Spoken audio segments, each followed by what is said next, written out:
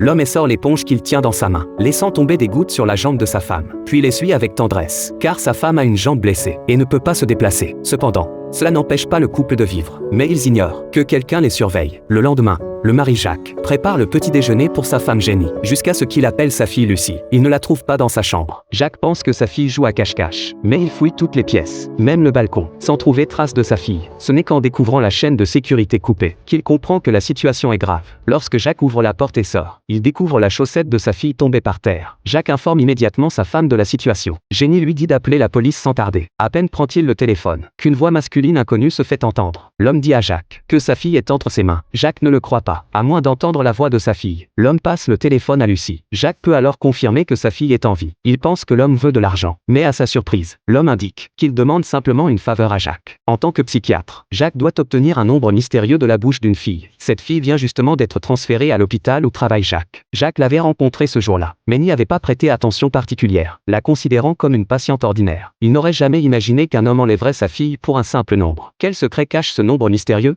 De toute évidence, l'homme ne le dira pas à Jacques. L'homme exige que Jacques obtienne ce nombre avant 5 heures de l'après-midi. Sinon, sa fille sera en danger. L'homme avertit Jacques de ne pas appeler la police. Il surveille la maison de Jacques. S'ils choisissent d'appeler la police, ils agiront immédiatement. Jacques comprend que son adversaire est impitoyable. Il ne peut que suivre les exigences de l'homme et se précipiter à l'hôpital. L'homme prévient également Jacques qu'il a des complices à l'extérieur qui surveillent ses mouvements. Mieux vaut ne pas jouer au plus malin. Jacques ne sait absolument pas qui sont leurs hommes. Il ne peut que se rendre en voiture à l'hôpital. Le groupe de ravisseurs se compose de 4 personnes. L'homme qui dirige est chargé des communications. John s'occupe de la surveillance. Bauer garde la fillette. Un autre est chargé de suivre Jacques. Il a même laissé un téléphone dans sa voiture pour rester en contact. De son côté, Jenny veut utiliser son portable pour appeler discrètement la police, sans savoir que la pièce est équipée de caméras de surveillance qui peuvent observer ses mouvements. Elle reçoit immédiatement un avertissement de l'homme. Jenny ne peut qu'espérer que son mari obtienne le nombre dans le délai imparti. Jacques, en consultant le dossier médical de la fille, découvre qu'elle s'appelle Taylor, que son père est décédé, victime de la tragédie du métro. Taylor présente des symptômes d'automutilation,